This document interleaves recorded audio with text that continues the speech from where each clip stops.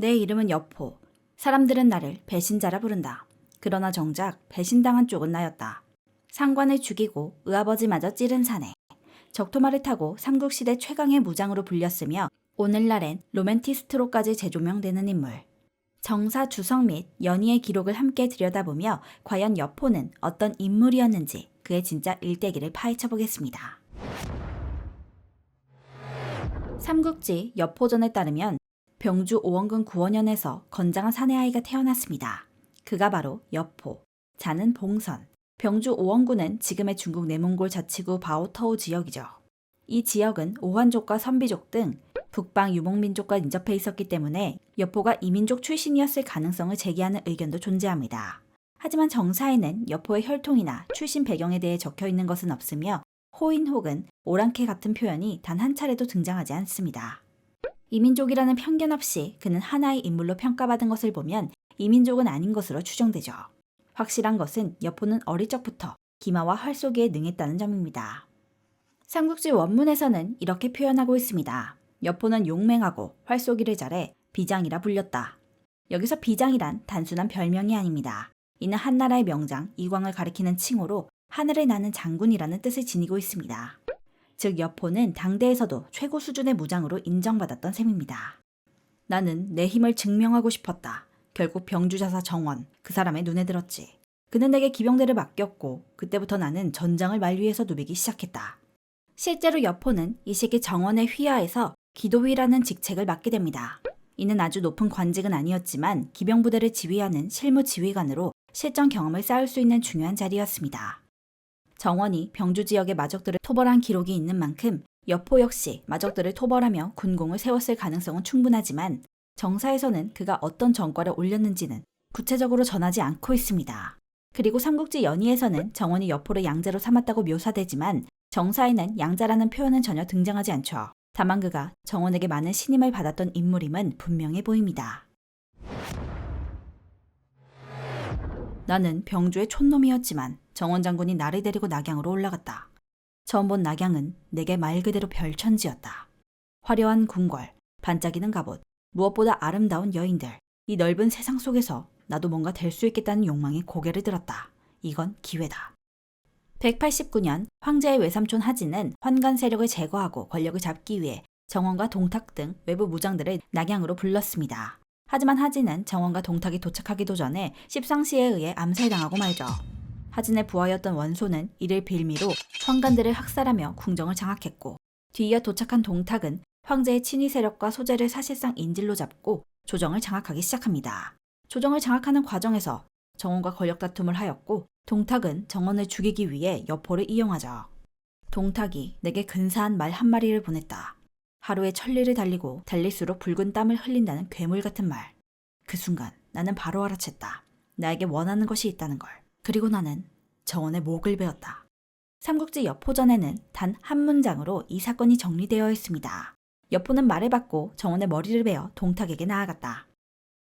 소설 삼국지 연희에서는 이 장면을 더 극적으로 그려 동탁의 부하 이숙이 여포를 회유하며 적토마를 선물했고 여포가 갈등 끝에 정원을 죽인 것으로 묘사되지만 정사에는 갈등이나 고민의 묘사 없이 말을 받고 곧바로 정원을 죽인 것으로 간결하게 서술되어 있습니다. 참고로 연희에 나오는 이숙이 여포와 같은 고향 출신이라는 설정은 정사 어디에도 등장하지 않는 소설적 각색입니다. 그때부터였다. 어디선가 배신자라는 속삭임이 들려오기 시작한 건. 동탁은 내게 더 큰 세상과 더 강한 권력을 약속했고 이윽고 그는 나를 아들이라 부르기 시작했다. 여포는 이 일로 동탁의 최측근 무장이 되며 곧장 낙양 정계의 핵심으로 떠오릅니다. 삼국지 여포전에서는 동탁이 여포를 단순한 장수 이상으로 여겼음을 보여주는 기록이 남아있습니다. 동탁은 여포를 총애하여 의자로 삼았다. 즉 정사와 연희 모두 여포가 동탁의 아들이 되었다는 점에서는 같은 내용을 공유하고 있습니다. 이때부터 여포는 권력의 중심에 선 무장이자 배신자라는 이름을 처음으로 달게 된 인물이 되죠. 여포는 동탁의 총애를 받으며 빠르게 권력의 중심에 올라섭니다. 특히 낙양과 장안의 병권을 주면서 사실상 후한 조정의 군사 실권자 중 하나로 부상하게 되죠.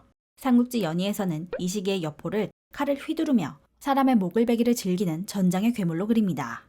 황제를 겁박하는 동탁 곁에는 언제나 여포가 있었고 조정 전체가 이 둘을 콤비처럼 두려워했다는 묘사가 반복됩니다. 하지만 삼국지 정사에서는 전혀 다른 모습이 기록되어 있습니다.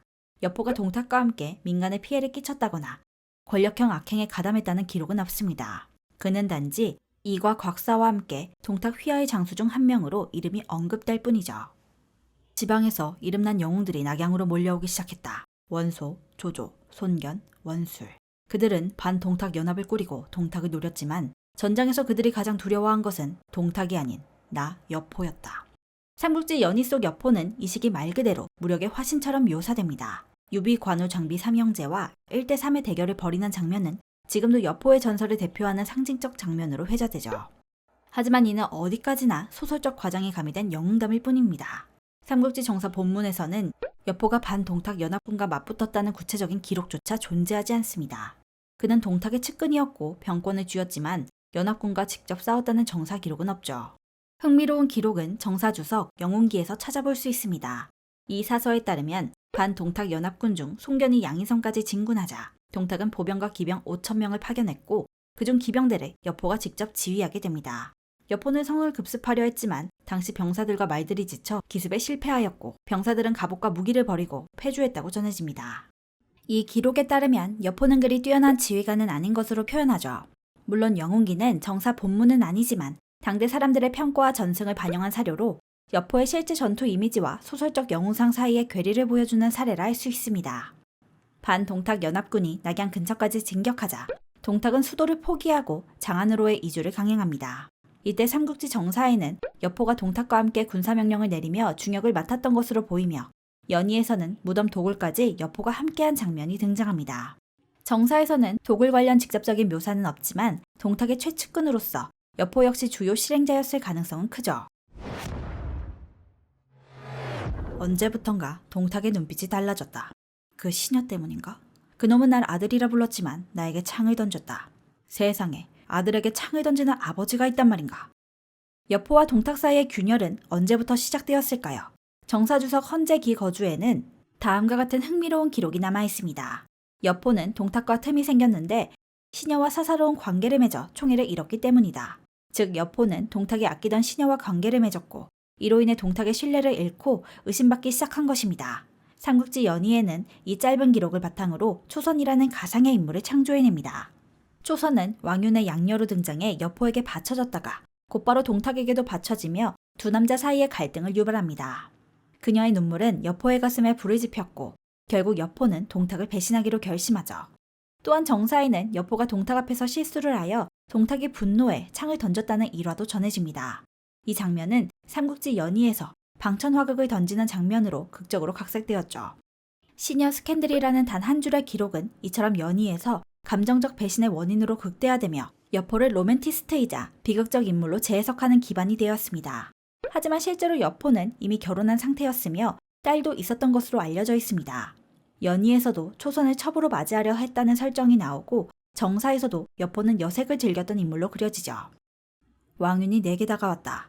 그의 눈빛은 죽음을 각오한 자의 눈이었다. 왕윤은 동탁을 제거하자고 제안했다. 여포는 마침내 자신의 양아버지였던 동탁을 죽였습니다. 정사 삼국지 여포전에는 이 장면을 간결하게 담은 문장이 하나 남아있죠. 여포는 사도 왕윤과 함께 동탁을 죽일 계획을 꾸몄다. 이 짧은 문장 속에 모든 것이 담겨있죠. 하지만 후한서에 따르면 이 사건의 장면은 조금 더 생생하게 전해집니다. 여포가 동탁의 저택에 도착하자 동탁은 내 아들이 왔구나 라며 기뻐했고 직접 문을 열라고 지시했습니다. 그러나 그 순간 여포는 말을 몰아 돌진해 창을 뽑아들고 동탁의 가슴을 찔렀고 동탁은 현장에서 즉사했습니다. 동탁이 죽은 뒤 그의 삼족은 모조리 멸문당했고 이로써 한 시대를 뒤흔든 폭군의 시대는 끝을 맺게 됩니다. 그 공을 세운 여포와 왕윤은 자연스럽게 권력의 중심에 서게 되지만 이 권력의 균형은 오래가지 못했습니다. 동탁이 죽자 세상은 내가 영웅이 될 줄 알았다. 하지만 권력은 왕윤이 움켜쥐었다.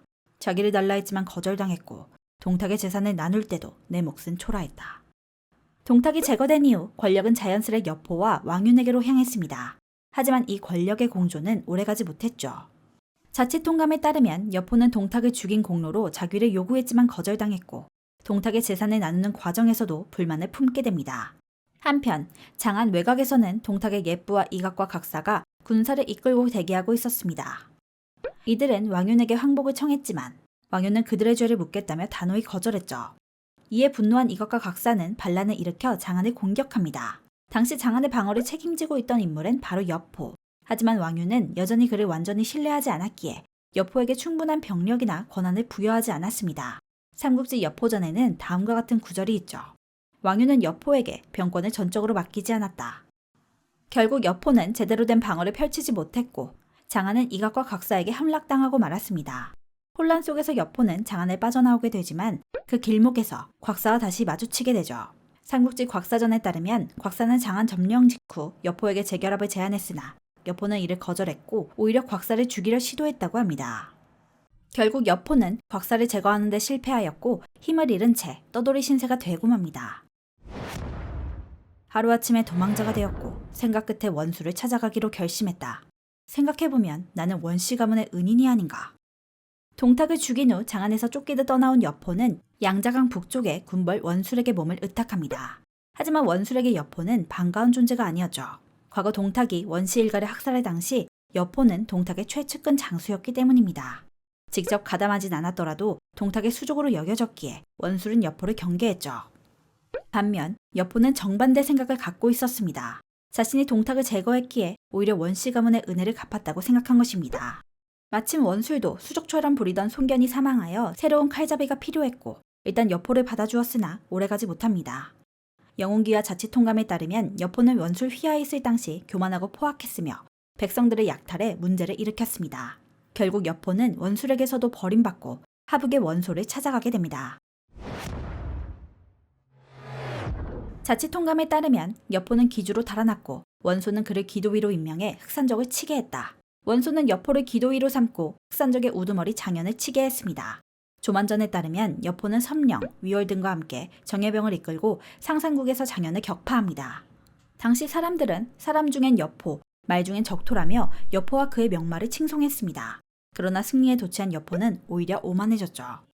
영웅기는 여포에 대해 다음과 같이 기록합니다. 기이한 공을 세우기 좋아하고 명령을 따르려 하지 않았다.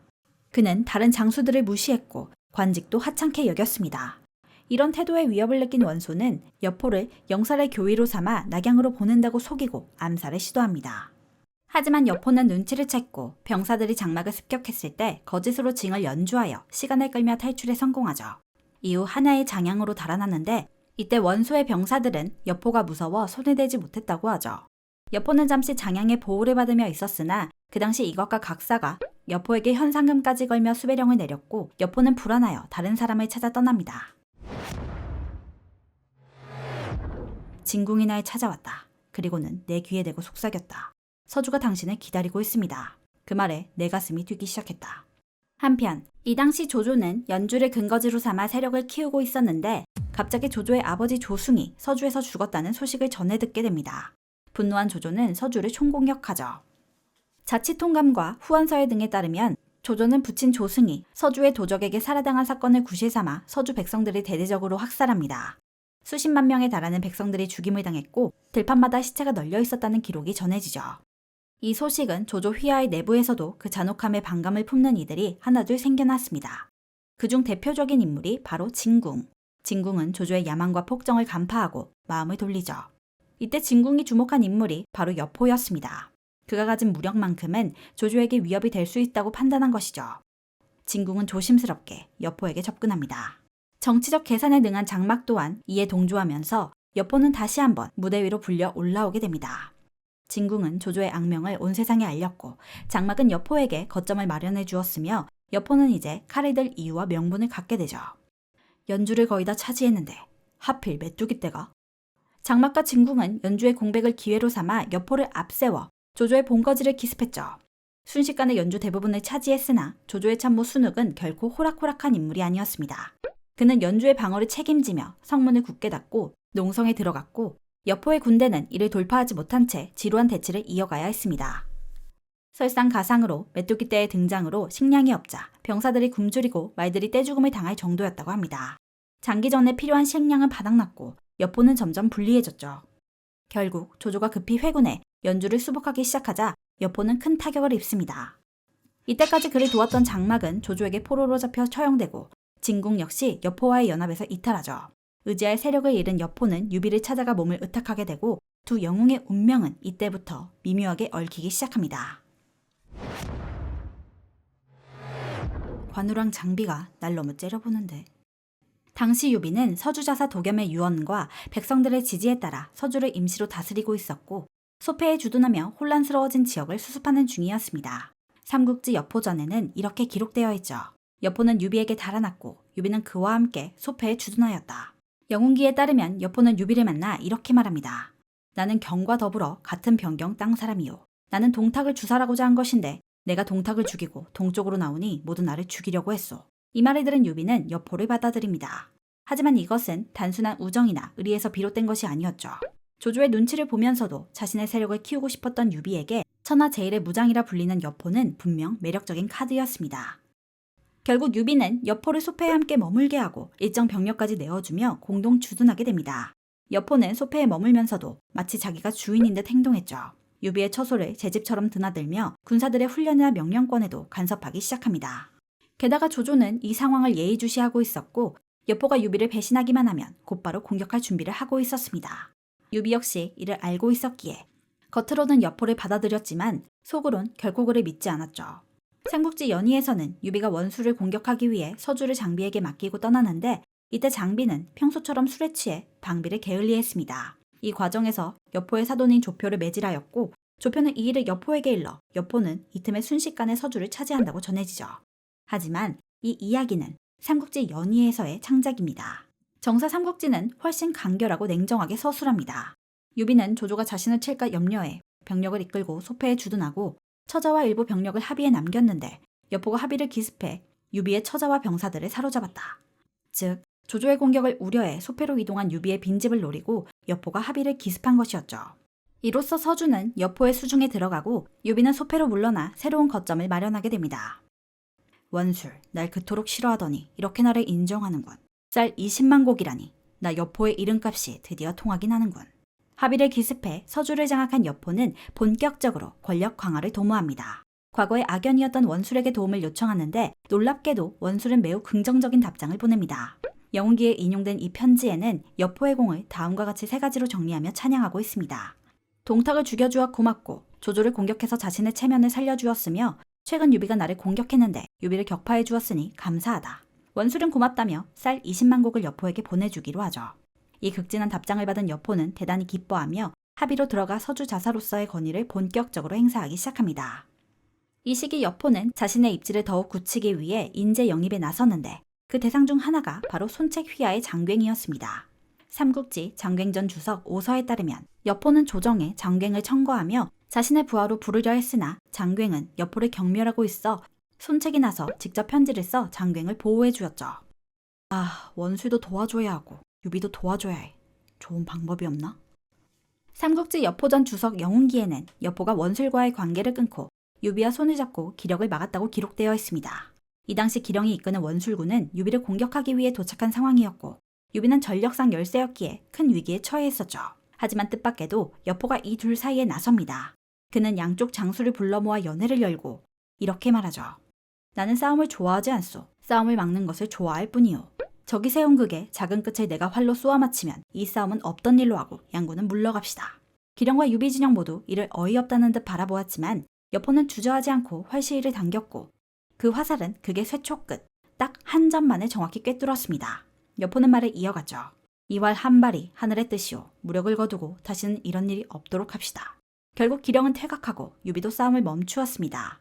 이 장면은 훗날 삼국지 연의에서 여포의 신공을 상징하는 장면으로 극적으로 각색되며 유명해졌으며 정사에서는 여포의 외교적 균형 감각과 위기관리 능력을 보여주는 사례로 평가받습니다. 여포 휘하장수 항맹의 반란을 맞이합니다. 삼국지 여포전에는 이렇게 기록되어 있죠. 항맹이 반란을 일으켜 밤에 여포를 습격했으나 여포는 지붕 위로 올라가 몸을 피해 살아남았다. 목숨을 간신히 구했지만 여포의 마음에는 다른 의심이 싹트기 시작하죠. 바로 진궁. 여포는 평소에도 진궁을 완전히 신뢰하지 않았고 이번 항맹의 반란이 일어난 뒤에는 그가 배우가 아닌지 강하게 의심하게 됩니다. 진궁은 여포 앞에서 머리를 조아리며 결백을 주장했고 여포는 이를 받아들여 처벌하진 않았습니다. 하지만 둘 사이의 균열은 더 이상 되돌릴 수 없을 정도로 깊어졌죠.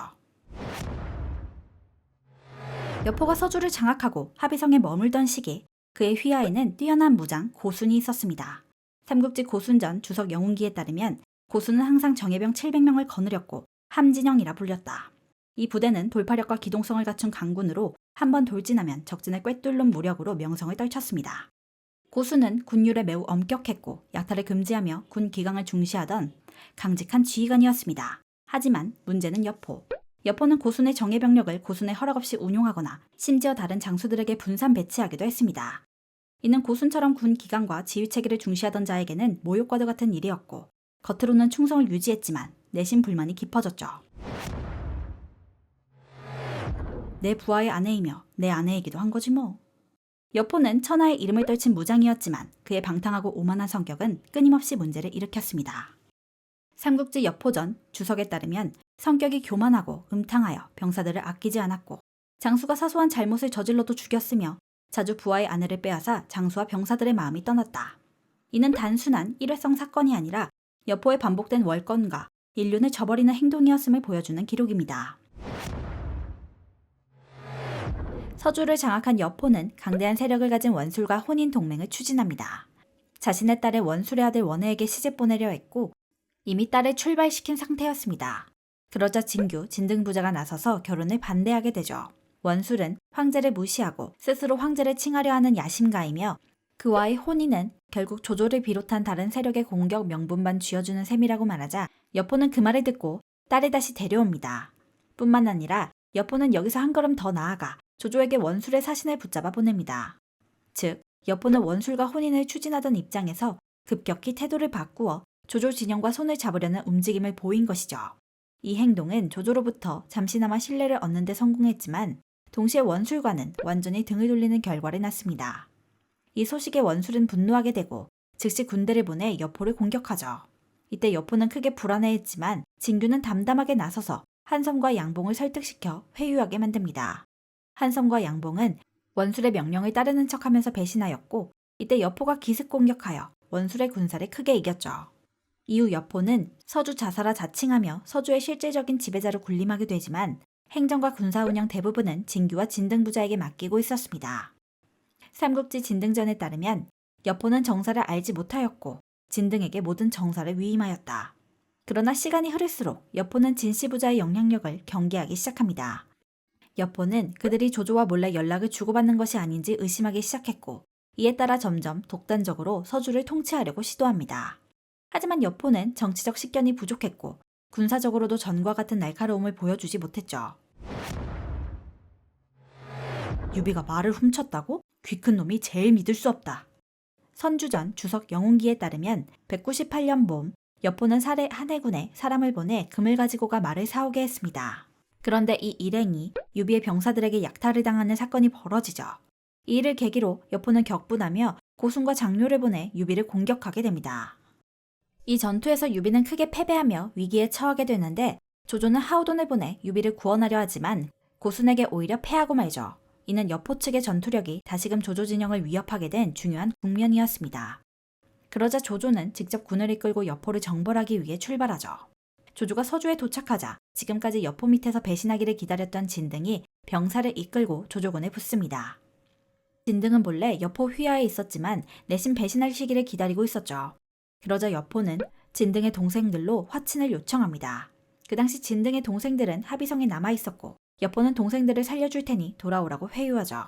하지만 진등은 뜻을 굽히지 않고 단호히 거절하고 여포는 위기에 몰리게 됩니다. 조조군이 합의성을 포위하자 여포의 측근이자 참모였던 자강과 장홍은 밤중에 진등의 동생들을 데리고 탈출해 진등에게 귀순합니다. 이로써 여포는 진등을 회유하려던 시도가 실패로 돌아갔고 성 안팎으로 압박은 점점 더 심해져 가죠. 조조가 합의성에 도착하자 여포에게 편지를 보내 지금이라도 항복하면 너에게 좋은 일들이 생기겠지만 끝까지 싸우면 재앙을 맞을 것이다 라고 말했습니다. 여포는 이 편지를 읽고 잠시 항복을 고민하죠. 하지만 그의 참모 진궁은 크게 반대합니다. 헌재 춘추에 따르면 조조의 군대가 팽성에 도착했을 때 진궁은 이렇게 말하죠. 조조 군대는 길고 힘든 여정을 마친 지 얼마 안 돼서 지금 공격하면 우리가 이길 수 있습니다. 하지만 여포는 이렇게 대답합니다. 그보단 적들이 공격해올 때 물가로 유인해서 싸우는 게 더 낫겠소. 시간이 흐르며 상황은 점점 나빠졌고 조조군은 합의성을 빠르게 포위했습니다. 결국 여포는 백문로라는 누가 위에서 군사들에게 외칩니다. 이제 싸우지 마시오. 나는 조조에게 항복하겠소. 이를 들은 진궁은 크게 화를 내며 말합니다. 조조 같은 역적에게 항복하다니요. 그건 달걀로 바위를 치는 것과 같소. 절대 살아남지 못할 것이오. 진궁은 끝까지 항복을 반대했지만 이미 여포는 궁지에 몰려 있었고 조조군은 합의성을 완전히 포위한 상태였습니다.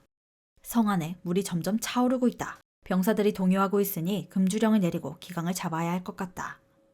조조는 합의성을 단기간에 공략하지 못하자 장기 포위전으로 전략을 전환합니다.